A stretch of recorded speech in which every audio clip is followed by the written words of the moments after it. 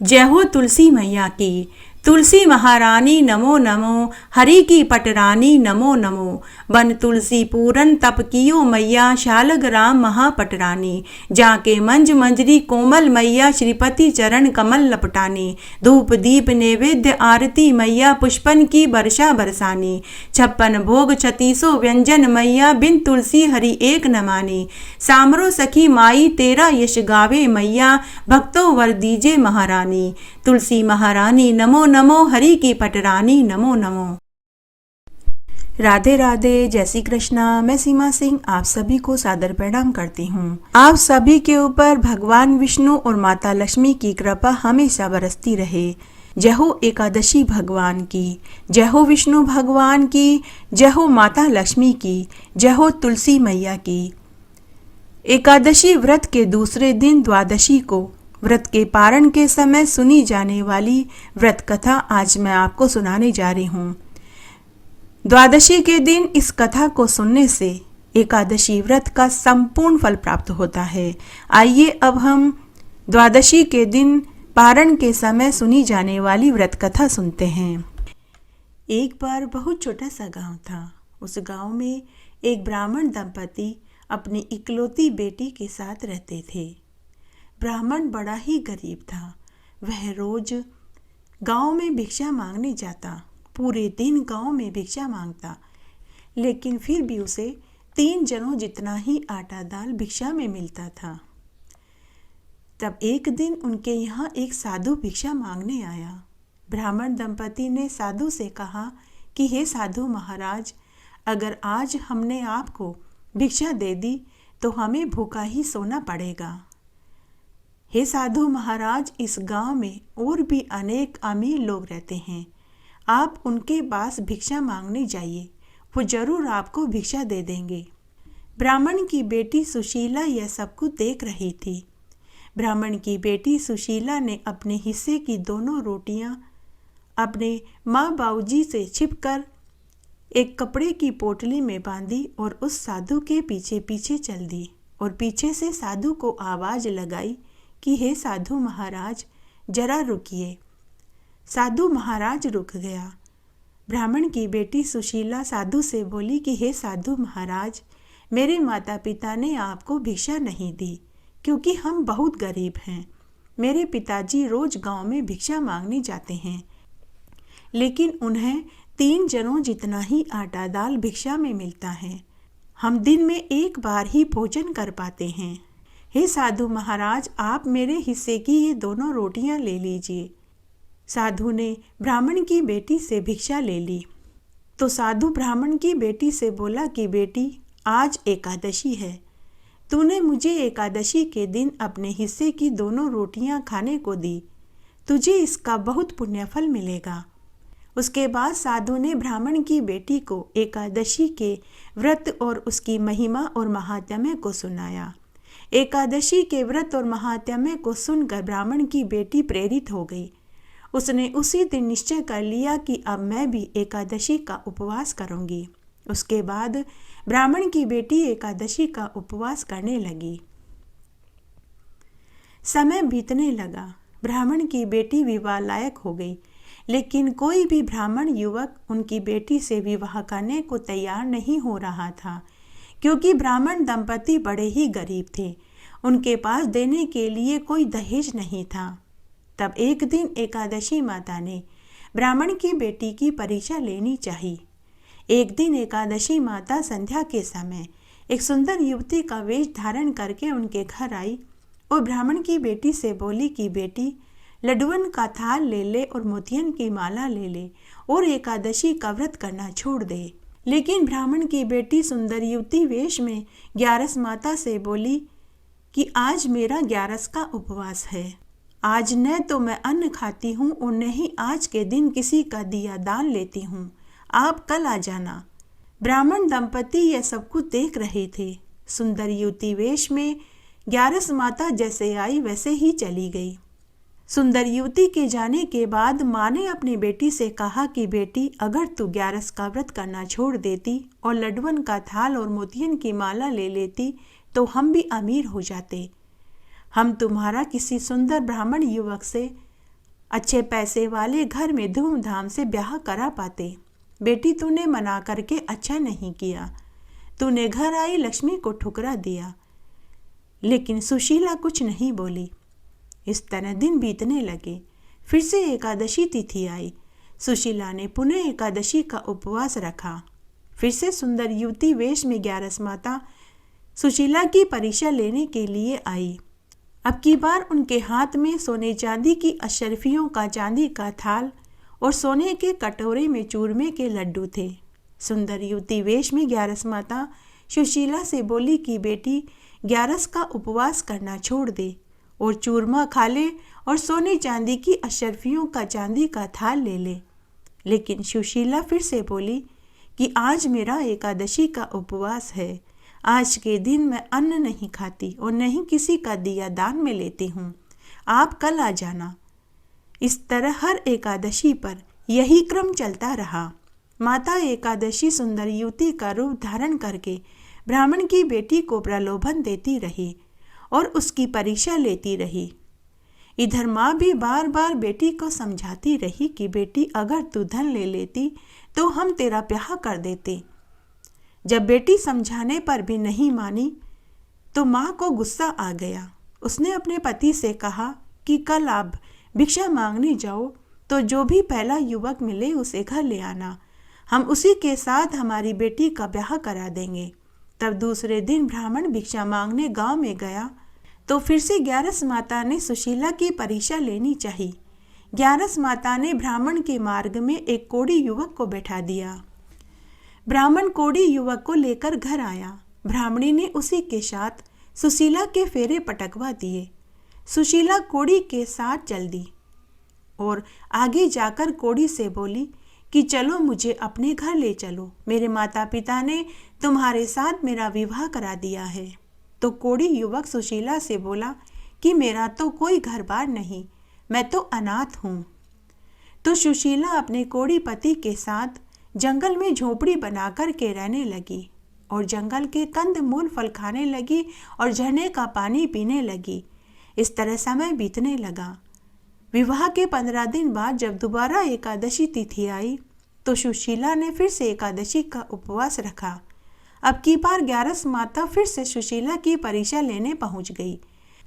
अब की बार उनके हाथ में हीरे मोतियों से भरी हुई थैली और 56 तरह के व्यंजन थे। सुंदर युवती वेश में ग्यारस माता सुशीला से बोली कि बेटी, एकादशी का उपवास करना छोड़ दे और 56 तरह के व्यंजन खा ले और हीरे मोतियों से भरी ये थैली ले ले। अब की बार सुशीला क्रोधित होते हुए बोली कि आपने मुझे मेरे माता पिता के घर से तो निकलवा दिया, अब क्या आप मुझे मेरे पति के घर से भी निकलवाना चाहती हैं? आप यहाँ से चले जाइए, नहीं तो मैं आपको शाप दे दूंगी। मैं सच कहती हूँ, मैं एक ब्राह्मण की बेटी और पतिव्रता नारी हूँ। मेरा दिया हुआ शाप खाली नहीं जाएगा। सुशीला का एकादशी व्रत करने का दृढ़ निश्चय देखकर ग्यारस माता बहुत खुश हो गई और उसे साक्षात दर्शन दिए और बोली कि हे बेटी, मैं तो तेरी परीक्षा ले रही थी, तू मेरी परीक्षा में सफल हुई। साक्षात ग्यारस माता को अपने सामने देखकर सुशीला ग्यारस माता के चरणों में गिर पड़ी। ग्यारस माता ने सुशीला की झोपड़ी पर ठोकर मारी तो वह सुंदर महल में बदल गई। उसके बाद ग्यारस माता ने सुशीला के कोढ़ीपति के ऊपर अमृत के छींटे दिए तो वह सुंदर कंचन जैसी काया वाला हो गया। अब सुशीला अपने पति के साथ महलनुमा मकान में सुख से रहने लगी। उधर एक दिन ब्राह्मणी को अपनी बेटी सुशीला की बहुत याद आई। ब्राह्मणी रोती रोती अपने पति से बोली कि हे स्वामी, मुझे मेरी बेटी की बहुत याद आ रही है, आप उसे ढूंढ कर के लाइए। गाय का बछड़ा भी अगर खो जाता है तो इंसान उसे भी ढूंढ लेता है। फिर वो तो मेरी बेटी है, मैंने उसे 9 महीने तक पेट में रखा और अपने खून से सींचा है, पाल पोस कर बड़ा किया है। तो ब्राह्मण अपनी पत्नी से बोला कि अरे भगवान, कहाँ से ढूंढ कर के लाऊं? उस लड़के का कोई घर बार थोड़े ही था। तूने गुस्से में आकर अपनी बेटी की एक कोढ़ी से शादी करवा दी, अब न जाने हमारी बेटी कहाँ होगी। तब ब्राह्मणी उसी समय घर के भीतर गई और सूत की डोरी लेकर आई और बोली कि आप यह सूत की डोरी लेकर जाइए जहाँ सूत की डोरी खत्म होगी आपको मेरी बेटी वहीं मिलेगी। ब्राह्मण सूत की डोरी लेकर घर से निकला। ब्राह्मण ने सूत की डोरी का एक हिस्सा अपने घर के दरवाजे से बांधकर निकल पड़ा। चलता चलता वह घने जंगल में पहुंच गया कि तभी सूत की डोरी खत्म हो गई। साथ ही उसे वहां एक बहुत सुंदर आलीशान महल नुमा मकान दिखाई दिया। उस घर के बाहर गर्म पानी का कुंड था। उस दिन बहुत तेज सर्दी पड़ रही थी। ब्राह्मण के हाथ पांव ठंड से धूज रहे थे। उसने अपने शरीर में गर्मी लाने के लिए पानी के कुंड में अपनी उंगली डाल दी। आलीशान महल नुमा घर के झरोके में ब्राह्मण की बेटी ऊपर से देख रही थी। उसने अपने पिता को पहचान लिया। वह भागी भागी आई और अपने पिता को लेकर घर के भीतर गई। बेटी ने अपने पिता से कहा कि बाबूजी, पहले आप अपने जवाई के साथ बैकुंठ के दर्शन करके आइए, तब तक मैं आपके लिए भोजन बनाती हूँ। ब्राह्मण अपने जवाई के साथ बैकुंठ के दर्शन करने के लिए गया तो उसने देखा कि वहाँ बहुत सुंदर सुंदर दृश्य थे। 4 चांदी के दरवाजे थे। बैकुंठ की दीवारें, खंभे सोने के थे। सभी सिंहासन, छत्र हीरे मोती से जड़े थे। तभी ब्राह्मण को गुंबद की छत का एक छोटा सा टुकड़ा लोहे का दिखाई दिया। ब्राह्मण ने अपनी जवाई से पूछा कि बैकुंठ में सभी चीजें सोने, चांदी, हीरे मोतियों से जड़ी हुई हैं, लेकिन गुंबद का यह कोना लोहे का क्यों है?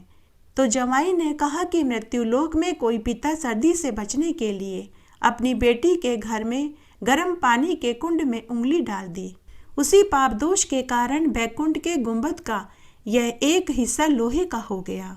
ब्राह्मण ने अपनी जवाई से कहा कि वो तो मैं ही हूँ, अब मैं इस दोष से कैसे छूट पाऊंगा? तो जवाई ने कहा कि अगर आप रोज सुबह जल्दी ही उठकर अपनी बेटी को बिना बताए उसके घर में झाड़ू पोछा करें, झूठे बर्तनों को साफ करें, उसकी गाय भैंसों के बाड़े की साफ सफाई करें, गोबर पोठे उठाएं, कंडे बनावें, लेकिन बेटी के घर का अन्न तो क्या पानी भी न पिएं, तो यह दोष धुल सकता है। अब ब्राह्मण अपनी बेटी के जागने से पहले ही उसके घर में कामकाज करने लगा। उसके झूठे बर्तनों को मांजने लगा, झाड़ू पोछा करने लगा, गाय भैंस के बाड़े की साफ सफाई करने लगा, गोबर पोटे उठाने लगा और कंडे बनाने लगा। इस तरह 6 महीने निकल गए। एक दिन सुशीला अपने पति से बोली कि हे स्वामी, पिछले कुछ महीनों से कोई मेरे उठने से पहले ही घर का सारा कामकाज करके चला जाता है। मैं तो घर का कोई कामकाज करती ही नहीं। लेकिन उसका पति कुछ नहीं बोला। तब एक दिन पता लगाने के लिए सुशीला जल्दी उठ गई तो उसने देखा कि उसके पिताजी उसके घर के झूठे बर्तन मांज रहे थे। बेटी ने झट से पिता को रोक दिया और इन सब का कारण पूछने लगी तो ब्राह्मण ने पूरी सच्चाई बताई। तो सुशीला अपने पिता से बोली कि पिताजी, आप एक बार फिर से बैकुंठ में अपने जवाई के साथ देखने जाइए और देखिए कि वह हिस्सा अभी भी लोहे का है या सोने चांदी में बदल गया। उसके बाद उसके पिता वापस अपने जवाई के साथ बैकुंठ में देखने गए। ब्राह्मण ने देखा कि गुंबद की छत का वह हिस्सा जो पहले लोहे का था वह अब सोने चांदी में बदल चुका था। यह देखकर ब्राह्मण बहुत खुश हुआ। ब्राह्मण वापस बेटी के पास आया और बोला कि बेटी, मैं तुझसे मिला, जवाई जी से मिला, तेरे सुखी वैवाहिक जीवन को देखा, मुझे बहुत खुशी हुई। अब मैं वापस घर जाता हूँ, तेरी माँ मेरी राह देख रही होगी। तो बेटी अपने पिता को खूब सारा धन देने लगी। तो ब्राह्मण बोला कि बेटी, यह धन मैं नहीं लूँगा। तेरे गर्म पानी के कुंड में उंगली डाली तो बैकुंठ का एक कोना लोहे का हो गया। अगर तेरा धन लूँगा तो पूरा बैकुंठ ही लोहे का हो जाएगा। फिर बेटी, मैं अपने इस पाप दोष को कैसे धो पाऊंगा? उसके बाद बेटी ने अपने पिता को 11 का व्रत झिलवा दिया। उसके बाद ब्राह्मण घर आया। घर आकर ब्राह्मण ने अपनी बेटी के सुखी वैवाहिक जीवन का सारे हालचाल कहे। ब्राह्मणी सुनकर बहुत खुश हुई। उसके बाद दोनों ब्राह्मण दंपति हर 11 का व्रत करने लगे, जिससे उनके ऊपर भी 11 माता खूब टूटी। उन्हें भी धन दिया, पुत्र दिया, मान सम्मान यश दिया। हे 11 माता, जैसे आप पहले सुशीला पर प्रसन्न हुए और बाद में ब्राह्मण दंपति पर टूटी, वैसे सबके ऊपर टूटना, कहानी कहने वाले के ऊपर, सुनने वाले के ऊपर और हुकारा भरने वाले के ऊपर। घटती हो तो पूरी हो तो परवान चढ़े, बुले बिसरे नाम तेरे भंडार में भरे। तुलसी जी की कहानी। एक बार की बात है, बहुत छोटा सा गांव था। उस गांव में एक विधवा ब्राह्मणी अपने बेटा, बहू और बेटी के साथ रहती थी। ब्राह्मणी की बेटी बड़ी ही धार्मिक प्रवृत्ति की थी। उसका नाम सुशीला था। सुशीला की माँ और भाई उसे खूब लाड़-कोड़ से रखते थे, लेकिन उसकी भाभी उसे पसंद नहीं करती थी। वह अपनी सास से कहती थी कि माँ जी, आप ननद बाई से घर का कामकाज क्यों नहीं करवाते? आखिर में तो यही काम आएगा, पराए घर जाएगी तो दुख उठाना पड़ेगा। ससुराल वाले हमें ही ताने देंगे कि हमने इसे घर का कोई कामकाज नहीं सिखाया। तो ब्राह्मणी और उसका पति हंसकर टाल देते कि हमारी तो एकोएक लाडली सुशीला है, अपने आप सब सीख जाएगी। सुशीला ने जब से होश संभाला तभी से वह तुलसी जी को सींचती, दिया बाती करती, रोज 5 परिक्रमा करती, तुलसी जी के 16 श्रृंगार करती, मेहंदी, काजल, बिंदी लगाती, चुनरी उड़ाती, मिश्री और माखन का भोग लगाती और तुलसी जी के 5 भजनों को गाती। पूजा करने के बाद वो बोलती कि हे तुलसी माँ, सोने के लोटे में जल दो और लड्डवन का थाल दो। तो ऐसा कहते ही दोनों चीजें उसके सामने आ जाती। सुशीला उन्हें ले जाकर अपनी माँ को दे देती, जिससे उनके घर में कभी अन्न धन की कमी नहीं हुई। समय बड़ा खुशी खुशी बीत रहा था। जब सुशीला विवाह लायक हुई तो ब्राह्मणी ने अपने बेटे से कहा कि बेटा, तेरी बहन विवाह लायक हो गई है, इसके लिए अच्छा घरवर तलाश करो ताकि हम सुशीला का धूमधाम से विवाह कर सकें। तभी सुशीला की भाभी बीच में ही बोली कि माँ जी, मेरे तो एक लाडली ननद है, इसके लिए तो घर वर मैं ही ढूंढूंगी। मेरी कौन सी 2-4 नंदे हैं, अपनी ननद के नेक 4 तो मैं ही करूंगी, मैं ही बन्नियां गाऊंगी। तब पति और सास ने कहा कि जैसा तुम ठीक समझो वैसा करो। तब भाभी अपने मन ही मन सोचने लगी कि अब आया ऊंट पहाड़ के नीचे, अब मैं अपनी मन की निकाल लूंगी। बरसों से वह अपनी ननद से खार खाए बैठी थी, तो उसने मन ही मन सोचा कि इसके लिए ऐसा गरीब घरवर ढूंढूंगी ताकि मेरी सास और मेरे पति को सबक मिल सके। तब भाभी ने एक गरीब से गरीब घर में सुशीला का रिश्ता तय कर दिया। तब ब्राह्मणी ने और उसके बेटे ने सुशीला का धूमधाम से विवाह कर दिया। जब सुशीला विवाह होकर ससुराल में पहुंची तो कोई वहां मंगल गीत गाने वाली महिलाएं नहीं थी, न ही किसी ने उसका आवभगत किया। ससुराल में केवल उसकी विधवा सासू और एक कुंवारी ननद थी। रात्रि में सुशीला ने दाल रोटी खाई और सो गई। सुबह रोज की तरह वह जल्दी उठी, स्नान आदि करके सुशीला अपनी सासू माँ के पास आई और पूछने लगी कि माँ जी, मेरे नित्य का नियम है कि मैं तुलसी जी की पूजा करती हूँ, तभी मैं अन्न जल ग्रहण करती हूँ। माँ जी, हमारे घर में तुलसी जी का पौधा कहाँ है? तो सास बोली कि बहू, हमारे घर में तो तुलसी का पौधा ही नहीं है। ऐसा करो, तुम अपनी ननद को साथ लेकर पड़ोस में चली जाओ, वहाँ तुलसी का पौधा है, तुम वहाँ जाकर पूजा कराओ। तब सुशीला अपनी छोटी ननद को साथ लेकर पड़ोस में तुलसी जी की पूजा करने चली गई। सुशीला ने वहाँ तुलसी जी की पूजा करी। हमेशा की तरह पूजा करने के बाद वह बोली कि हे तुलसी माँ, सोने के लोटे में जल दो और लड्डवन का थाल दो। उसी समय दोनों चीजें उसके सामने आ गई। सुशीला ने दोनों सामान पड़ोसन को पांव छूकर दे दिया। पड़ोसन धन और लड्डू पाकर बहुत खुश हुई। पड़ोसन ने सुशीला से कहा कि बहू, तुम तो रोज तुलसी जी की पूजा करने आ जाया करो। पड़ोसन को धन का लालच आ गया। जैसे ही सुशीला अपनी ननद के साथ घर आई तो ननद ने अपनी माँ को सारी बात बता दी। सास यह सुनते ही लाल पीली हो गई कि सोने का लोटा और लड्डुअन का थाल पड़ोसन को दे दिया। अब देखती हूँ कल कैसे पड़ोस में पूजा करने जाती है। दूसरे दिन सुबह जब सुशीला पूजा की थाली लेकर पड़ोस में तुलसी पूजा करने जाने लगी तो सास ने मना कर दिया। सास बोली कि बहू, कोई ज़रूरत नहीं है रोज रोज दूसरों के घर पूजा करने जाने की। बहू, तेरे मायके के रीति रिवाज यहाँ नहीं चलेंगे। चलो चुपचाप से घर के कामकाज में लग जाओ। सुशीला अपनी सास से कुछ नहीं बोली। उसने घर के चौके का सारा काम किया, झाड़ू पोछा किए, बर्तन किए, भोजन बनाया, सबको भोजन खिलाया, लेकिन उसने स्वयं अन्न जल ग्रहण नहीं किया, क्योंकि उसका नित्य का नियम था। वह तुलसी जी की पूजा करने के बाद ही अन्न जल ग्रहण करती थी। इस तरह 4-5 दिन निकल गए।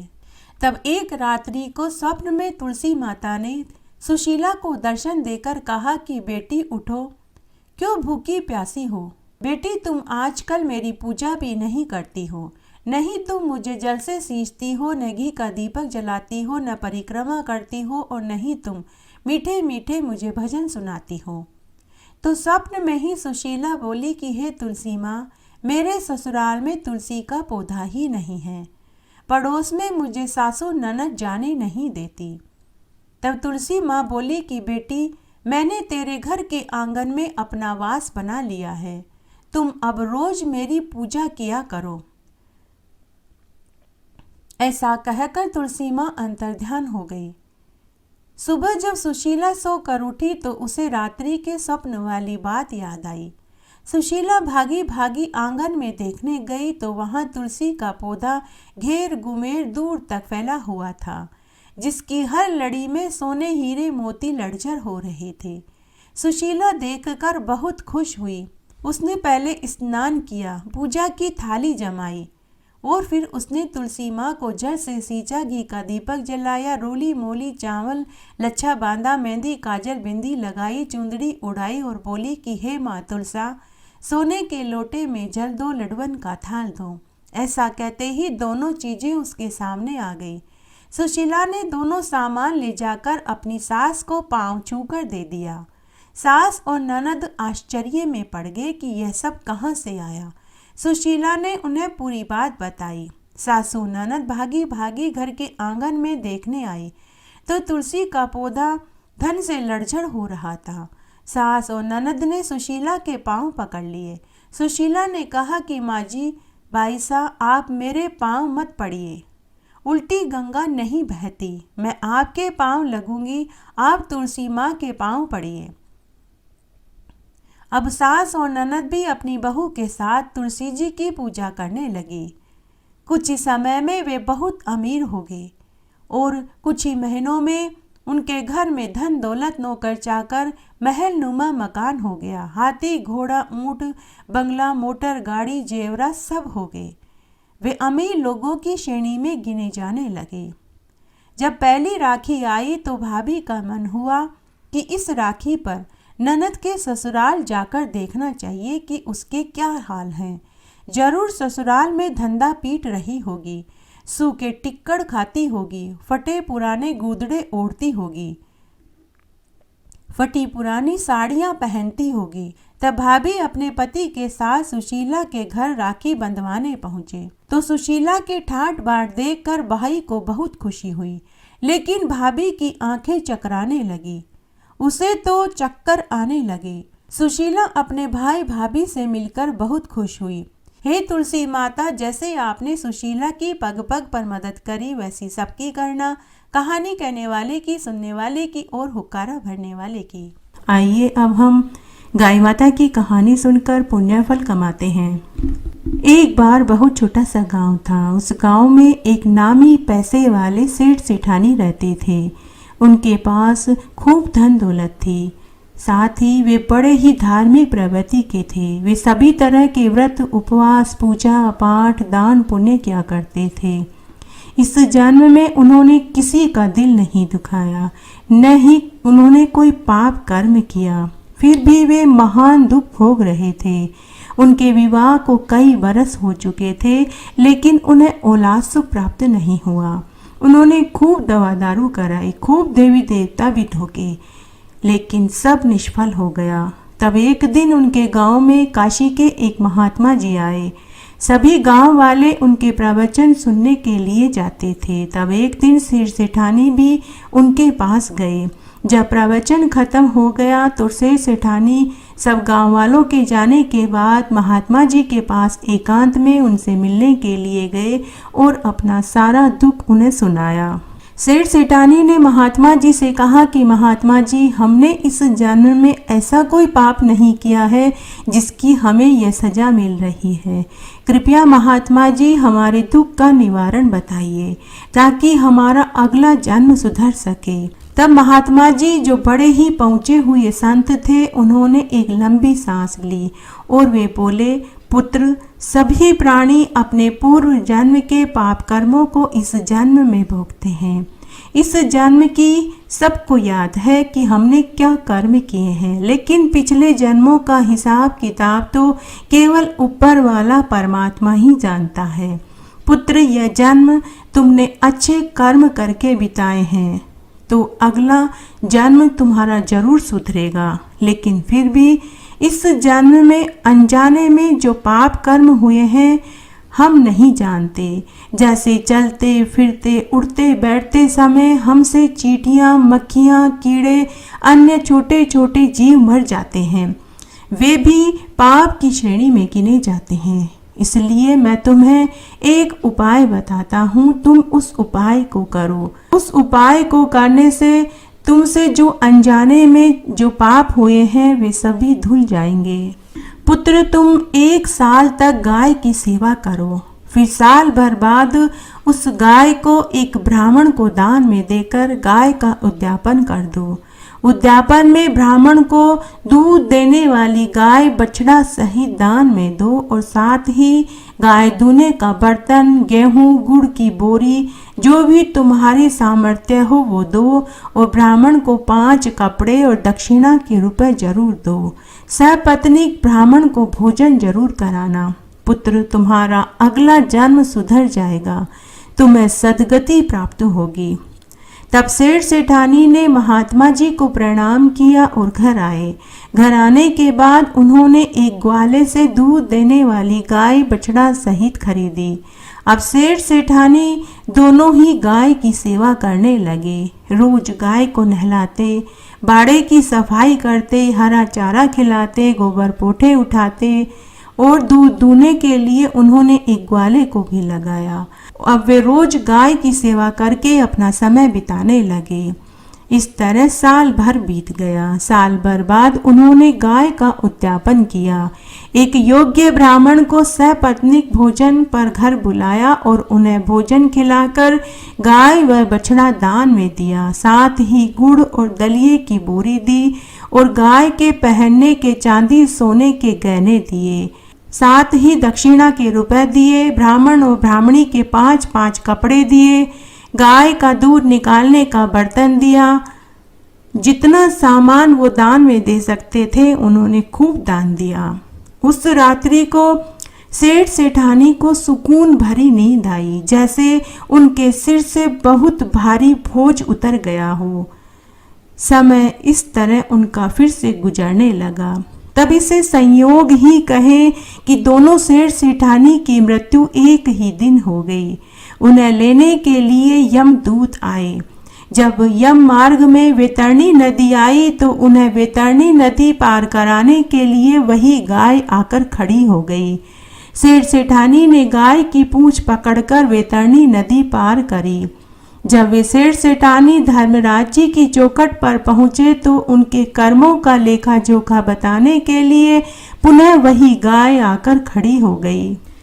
उस समय धर्मराज जी और चित्रगुप्त जी को भी महान आश्चर्य हुआ। सेठ सेठानी को धर्मराज जी ने देव विमान में बैठाकर बड़े ही आदर के साथ बैकुंठ में चिरकाल तक आनंद सुख भोगने के लिए भेज दिया।